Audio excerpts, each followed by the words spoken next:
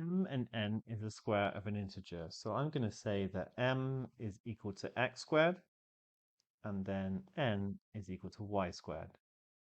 So now when I find the difference, m minus n is going to be the difference of two squares, which I can factorize as x plus y times x minus y.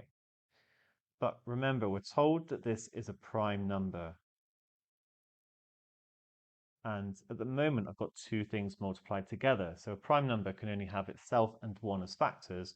So it is necessarily true that this thing here is equal to 1.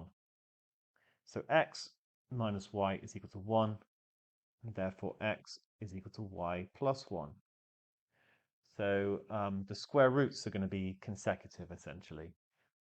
What that also tells me then is that m minus n is going to equal 2y plus 1. All right, so it's going to equal twice the square root of, remember, y is actually equal to the square root of n, so it's twice the square root of n plus 1. And we also know it's prime.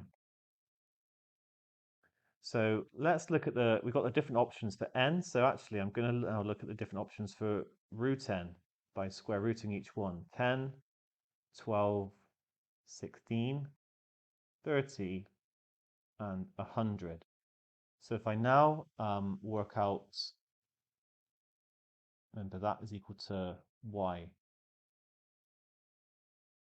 So I could even put that in. It's going to be 2 times the square root of n plus 1. So why don't I work this out now? 2 times the square root of n plus 1. Here I'm going to get 21, which is not prime. Here 25. Here 33. Here 61. And here 201. This is divisible by 3. This is divisible by 5, divisible by 3 and 11, divisible by 3 because the digits add up to 3. It's 61. That is prime, and therefore the following, and it could be 900 out of these 5 options. An alternative strategy, if you don't realize to write m minus n as 2y plus 1 at this point, is to use the fact that they are consecutive.